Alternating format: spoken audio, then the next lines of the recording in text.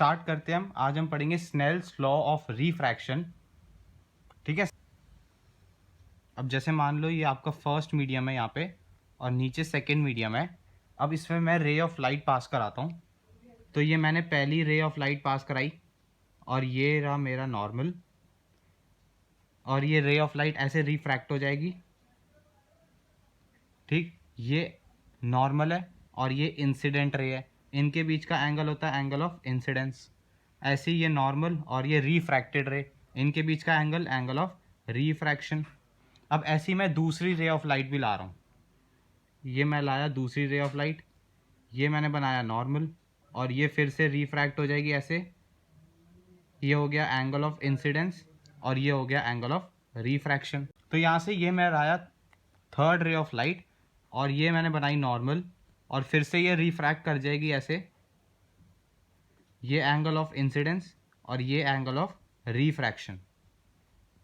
अब इसको हम मान लेते हैं I1, इसको हम मान लेते हैं R1, इसको मान लेते हैं I2, इसको मान लेते हैं R2, इसको I3 और इसको R3। ठीक।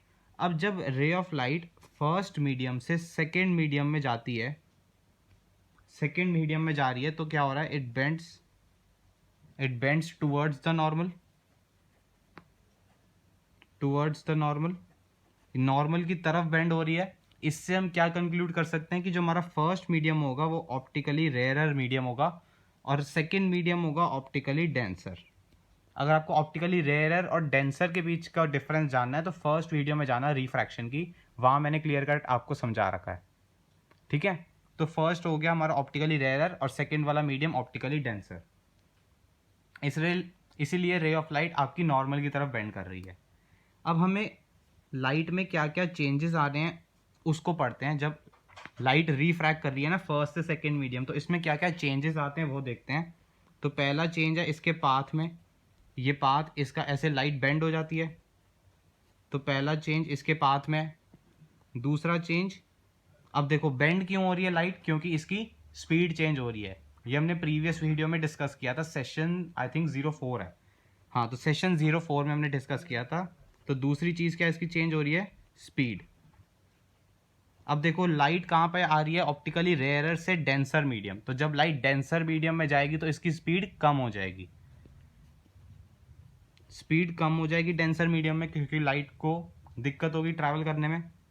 और तीसरी चीज़ क्या चेंज हो रही है, अब बताओ स्पीड क्यों चेंज होगी, due to change in refractive index. तो चेंज इन म्यू, म्यू मतलब रिफ्रैक्टिव इंडेक्स। अच्छा, अगर सेकेंड हमारा ऑप्टिकली डेंसर मीडियम है तो इसका रिफ्रैक्टिव इंडेक्स ज़्यादा होगा। तो यहाँ पे हम क्या कह सकते हैं कि refractive index of second with respect to air is greater than refractive index of first with respect to air. Second का रिफ्रैक्टिव इंडेक्स ज़्यादा होगा एज कंपेयर टू फर्स्ट वाले मीडियम का। और यहाँ पे चौथी चीज़ क्या चेंज हो रही है लाइट में, इसकी वेवलेंथ।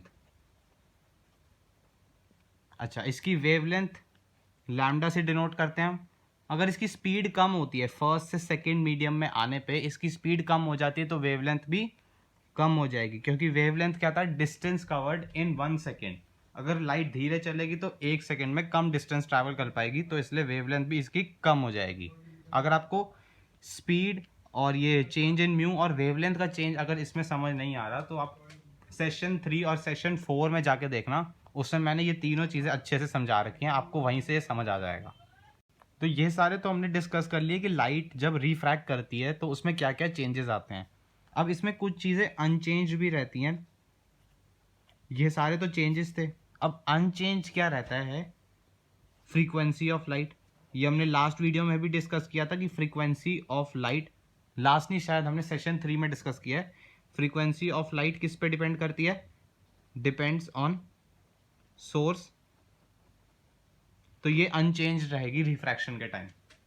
ठीक है। अगर आपको ये चीज़ें नहीं समझ में आ रही तो सेशन 3 और 4 में जाके देखना, वहाँ पे ये चीज़ें सब समझ आ जाएंगी। Change in wavelength, change in frequency, speed में चेंज, रिफ्रैक्टिव इंडेक्स वगैरह सब कुछ समझ आ जाए। ठीक है। तो अनचेंज क्या है, फ्रीक्वेंसी ऑफ लाइट, ये चेंज नहीं होगी, ये सोर्स पे डिपेंड करती है।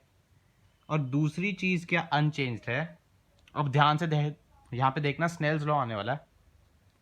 I1 और R1 इनका साइन लो, साइन मतलब वो ट्रिग्नोमेट्री वाला साइन लेना है और उनका रेशियो लेना है, that is sine of I1 upon sine of R1।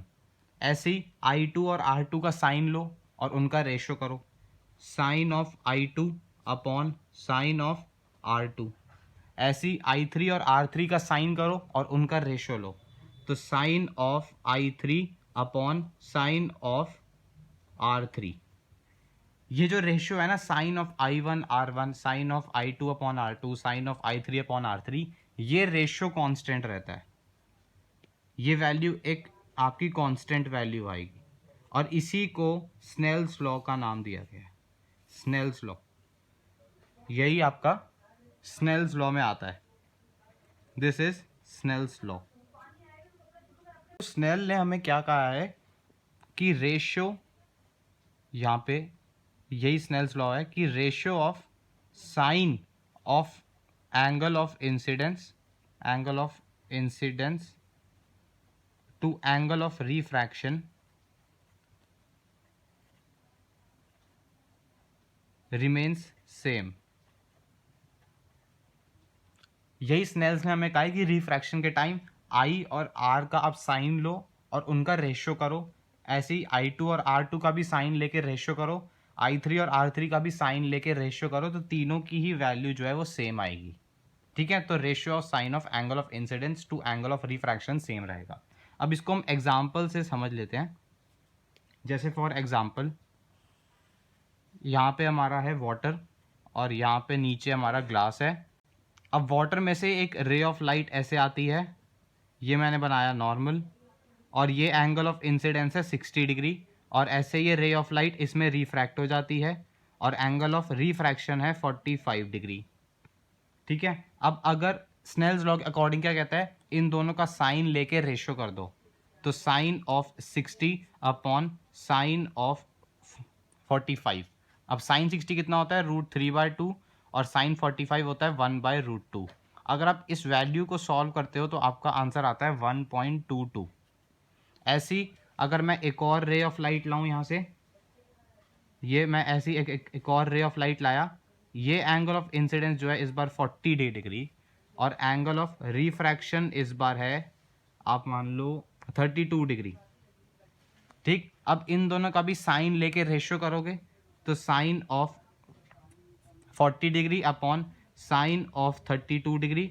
अब साइन 40 की अगर आप कैलकुलेटर पे वैल्यू चेक करते हो तो 0.643 होती है और साइन 32 की वैल्यू 0.529 होती है। इसको भी सॉल्व करने पे आपका आंसर 1.22 आता है। तो यही स्नेल्स लॉ है। तो यहीं से हमें स्नेल्स लॉ समझ आता है कि आई और आर का साइन लेके जब आप रेशियो करते हो तो इसकी वैल्यू अगर 1.22 है तो इसकी वैल्यू भी 1.22 होगी। ऐसी अगर मैं थर्ड रे ऑफ लाइट बनाऊं उसका भी आंसर 1.22 आएगा, sine I upon sine are का। ऐसी फोर्थ बनाऊं उसका भी 1.22, फिफ्थ, सिक्स, मैं जितने मर्जी बनाते जाऊं आंसर आपका 1.22 ही आएगा। तो ये वैल्यू कांस्टेंट रहेगी साइन आई अपॉन साइन आर की।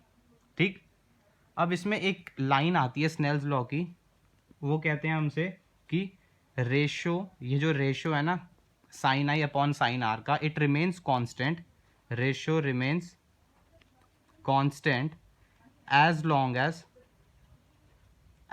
as pair of media is same, pair of media is same। अब ये जो है ना pair of media is same, ये इंपॉर्टेंट है। इसको अब समझते हैं क्या कह रहे हैं ये हमसे। अब जैसे मान लो ऊपर है एयर और नीचे है ग्लास। ठीक, यहाँ से मैं रे ऑफ लाइट लाया, ये एंगल ऑफ इंसिडेंस है 50 डिग्री और ये रिफ्रैक्ट कर जाती है with an angle of refraction 45 degree, ये 45 डिग्री। ऐसी मैं एक और रे ऑफ लाइट लाया, इसका एंगल ऑफ इंसिडेंस आप मान लो 20 डिग्री और अब जब ये रिफ्रैक्ट कर जाती है तो एंगल ऑफ रिफ्रैक्शन मान लो 18 डिग्री। ठीक, अब यहाँ पे भी मैं वही करूँगा, इन दोनों का साइन लेके रेशियो करूँगा। ठीक है, तो अगर मैं यहाँ से करता हूँ sine 50 degree upon sine 45 degree, इसकी वैल्यू होती है साइन 50 की 0.766 और इसकी होती है 0.707। इसको जब आप सॉल्व करते हो तो आंसर 1.08 आता है। ऐसे ही जो हमारा दूसरा था वो था sine 20 degree upon sine 18 degree. इसको अगर आप सॉल्व करोगे तो भी आपका आंसर 1.08 ही आएगा। इस डायग्राम में देखें तो इसमें रेशियो कितना आ रहा है, i sine I upon sine are का 1.22। ऐसे ही इस डायग्राम में भी रेशियो कितना आ रहा है 1.22। ऐसे ही अगर आप कितने ही बनाते चले जाओ सबका रेशियो जो होगा वो 1.22 आएगा। ऐसे ही इस वाले में देख लो, एयर टू ग्लास वाले में इसका रेशियो अभी हमने कैलकुलेट किया 1.08 है और इसका भी 1.08 है। ऐसे ही अगर आप इसमें और भी आगे बनाते चले जाओगे डायग्राम्स तो उसमें सबका रेशियो 1.08 रहेगा। अब अगर मैं इन दोनों कंपेयर करूं, इस वाले को और इस वाले को, इसमें रेशियो कितना था 1.22, इसमें रेशियो कितना है 1.08। ये दोनों में रेशियो सेम नहीं आ रहा। ऐसा क्यों? क्योंकि ये वाला जो डायग्राम है वो वाटर टू ग्लास का है। लाइट वाटर टू ग्लास में ट्रैवल कर रही है, यहाँ पे लाइट एयर टू ग्लास में ट्रैवल कर रही है। तो यही जो लाइन लिखी है ना, इसको पढ़ो कि ratio remains constant as long as pair of media is same. तो ये वाला पेयर वाटर टू ग्लास का है, ये वाला पेयर एयर टू ग्लास का है। ये पेयर दोनों सेम नहीं है, इसलिए ये रेशियो भी सेम नहीं है। इसमें अगर आप बनाते चले जाओ तो इसमें सबके पेयर वही होंगे वाटर टू ग्लास, इसलिए वो रेशियो 1.22 सबका आता चला जाएगा। वैसे ही अगर आप इसमें भी डायग्राम्स बनाते चले जाओगे सबका आंसर 1.22 ही आता चला जाएगा। क्यों? क्योंकि ये जो पेयर ऑफ मीडिया है वो सबके लिए सेम होगा, एयर टू ग्लास। बट अगर आप इन दोनों में देखो तो पेयर चेंज हो जाता है, ये वाटर टू ग्लास का पेयर है, ये एयर टू ग्लास का पेयर है, इसलिए इसमें 1.22 होगा, इसमें 1.08 होगा। ठीक है, ये मान लो फर्स्ट मीडियम, ये मान लो सेकेंड मीडियम। ये मैं लाया रे ऑफ लाइट, ये नॉर्मल। अब इस बार रे ऑफ लाइट ऐसे बेंड हो गई अवे फ्रॉम द नॉर्मल। ये लाया मैं सेकेंड रे ऑफ लाइट, ये नॉर्मल। इस बार भी ray of light away from the normal bend हो गई। अब देखो इसमें फर्स्ट मीडियम कैसा होगा हमारा, ऑप्टिकली डेंसर, और सेकेंड मीडियम कैसा होगा हमारा, ऑप्टिकली रेयरर। क्यों? क्योंकि light away from the normal bend हो रही है। ठीक, अब यहाँ पे भी हमको ये मान लो है आपका I1, ये है मान लो R1, ये है I2 और ये है मान लो R2। अब इसमें भी सबसे पहले हम क्या डिस्कस करेंगे, क्या क्या चेंजेस आ रहे हैं लाइट रे में। तो सबसे पहला चेंज इसकी स्पीड में आएगा। अब क्योंकि लाइट रेयरर मीडियम में आ जाती है, डेंसर से रेयरर, तो इसके लिए ट्रैवल करना ईजी होगा, जिससे स्पीड ऑफ लाइट क्या हो जाएगी, सेकेंड मीडियम में इंक्रीज हो जाएगी। दूसरी चीज़ क्या है, रिफ्रैक्टिव इंडेक्स में भी चेंज आएगा। अब सेकेंड मीडियम ऑप्टिकली रेयरर है तो इसका रिफ्रैक्टिव इंडेक्स कम होगा, तो refractive index of second first वाले से कम होगा विद रिस्पेक्ट टू एयर। ठीक, अब ऐसी थर्ड चेंज क्या होगा, लैम्डा में। लैम्डा मतलब इसकी वेवलेंथ में चेंज आएगा। अगर स्पीड इंक्रीज हुई है तो लैम्डा भी इंक्रीज होगा, क्योंकि डिस्टेंस कवर्ड इन 1 सेकेंड होता है लैम्डा। अगर स्पीड आपकी इंक्रीज हुई है तो लैम्डा भी इंक्रीज होगा। और क्या क्या चीज़ें अनचेंज रहेंगी यहाँ पे, फर्स्ट है फ्रीक्वेंसी। यहाँ पे फ्रीक्वेंसी क्यों अनचेंज है, क्योंकि ये सोर्स पे डिपेंड करती है फ्रीक्वेंसी। और दूसरी चीज़ क्या है, स्नेल्स लॉ। स्नेल्स लॉ क्या कहता है, sine I1 upon sine R1 is equals to sine I2 upon sine R2। ये वाला रेशियो कांस्टेंट रहेगा। ऐसी अगर आप तीसरा डायग्राम बनाओ तो उसमें sign I3 upon sign R3 वही वैल्यू आएगी। अब न्यूमेरिकली देखा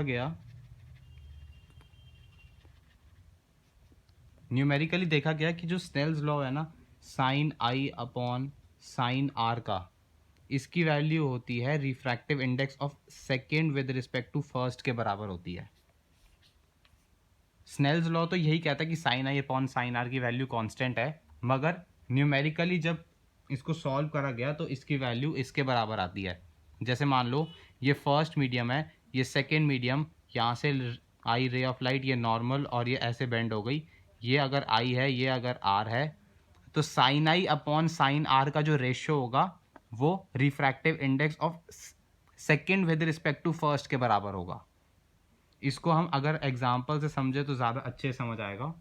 जैसे मान लो ये है, ये मैंने बनाया नॉर्मल, ये रे ऑफ लाइट आई ऐसे ऐसे आ रही है रे ऑफ लाइट, एंगल ये हमें दे रखा है कितना 30 डिग्री, और ये ऐसे टूवर्ड्स द नॉर्मल बेंड हो जाती है।